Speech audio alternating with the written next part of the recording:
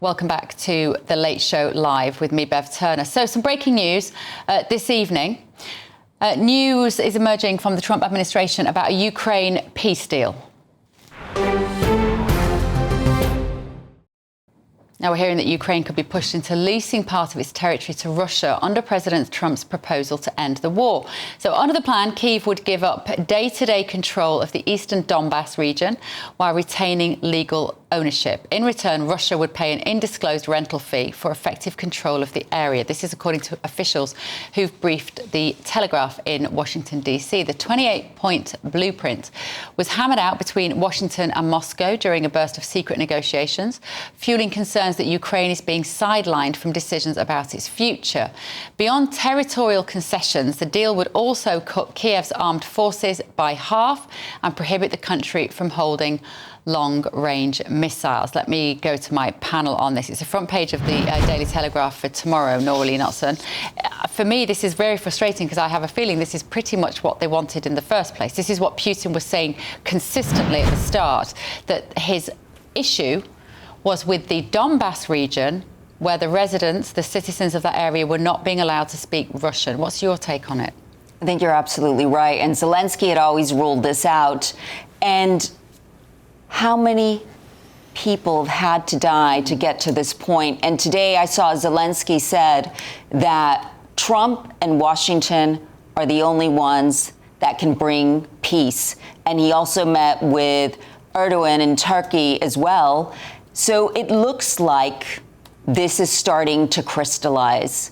And about time too, Steve. Well, yeah, but more might have to crystallise. The thing with this situation, it feels like it could be a temporary peace, because if you've got an area that's legally owned by someone but legally entitled to be leased by someone else, it's a powder keg, isn't it? You can just about balance that until there is some other conflict, and then all of a sudden that will all fall apart. So, Greg, this is breaking news. We're only just getting the details of it now, but it looks as though, it reads as though Russia would have control of the Donbass and pay Ukraine, effectively rent it off them. Ukraine remains the land holder, owner. Is that going to be sufficient, do you think? Hello, I'm Bev Turner. Now, it can feel like the money in our bank accounts at the moment does not keep up with the cost of living, and maybe there's a solution. I'm here today with the CEO of TallyMoney, Cameron Parry. Cameron, what is TallyMoney? Well, Bev, with TallyMoney, you get a current account and a debit card, but instead of pounds, you use milligrams of gold as your everyday money. So why gold? Gold traditionally is a great store of value. It has, on average, gone up at over 11% per annum for the last 25 years against the pound. It's tripled in value in the last decade. And in the last 2 years alone, it's increased by 50% against the pound. Banks' savings products just can't compete with that level of growth.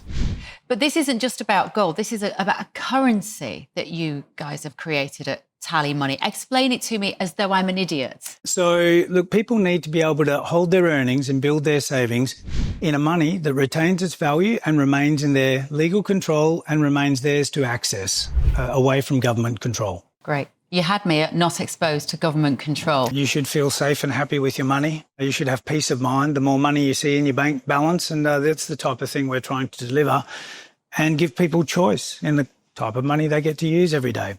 Brilliant. Thank you so much, Cameron. Thank you.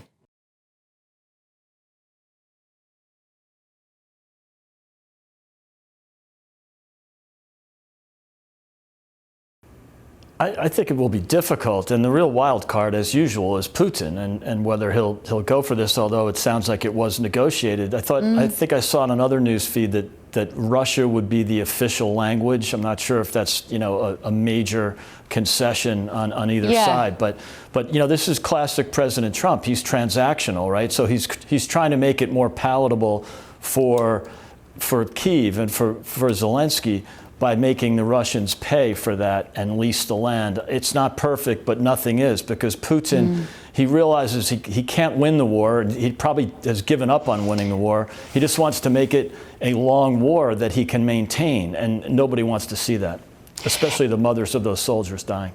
Absolutely. 28-point plan, apparently, that we're hearing, these secretive talks. And Norley, How much does Trump want this conflict solved? How much is this irritating to him at this stage? As we know, Trump thought this would be the easiest conflict to solve, and it's proven to be the most difficult one. I think he will not stop until this war is over, and he will find a way to get a deal over the line. We are just having a look at the details of this as well, Steve. It would also block deployments of foreign troops in Ukraine, and American military assistance, prevent foreign diplomatic aircraft from landing in the country. Russian would be made the official state language, as Greg just alluded to, and the Russian Orthodox Church would be given official status in the occupied territories. And this is, I think, one of the sort of misunderstandings of this conflict, is that this area was predominantly Russian inhabited. And this is one of the issues which sparked that invasion from Putin, was that the Russian people in that area were not being allowed to speak Russian in schools. The language was being stamped out by the Ukrainians.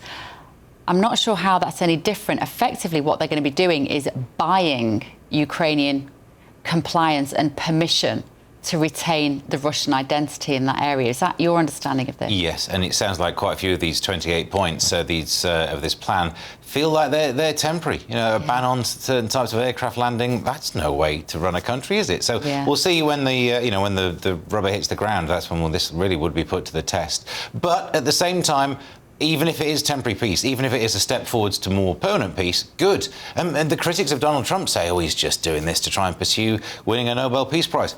Good. Do you know what? You don't need to worry about the motivation. If more peace is established, excellent. And one of my favourite things about this was when there was a problem in Israel. Putin called Donald Trump and said, let me know if you need any help with that. And Donald Trump said, I need help with you. That is exactly what we need. At least he's got a sense of humour about it. And if he can get help in this situation and we get more peace, then we should all take the win. Yeah, absolutely. The Donbass, I'm just reading more about this. Of course, it's rich in minerals, that particular area.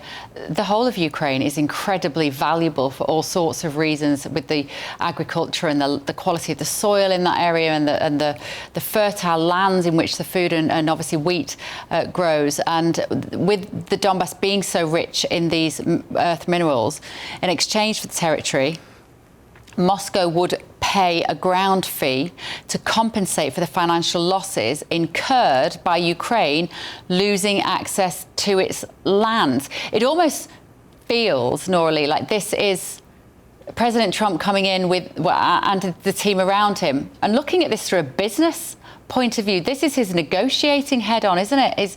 And coming up with a solution which puts to one side any sentimentality about the history of Russia and what Putin might think that should look like going into the future, and just gone, right, well, you're going to owe them some money and they can have the tenants in there and sorted. Is it that simple? You're absolutely right. He does look at this like a business deal, and he's trying to find a win for both sides. As we know, the Ukraine has been mired in a lot of corruption that's come to light over the past week. And being able to negotiate a peace deal, or at least a breakthrough for a peace deal, is great progress.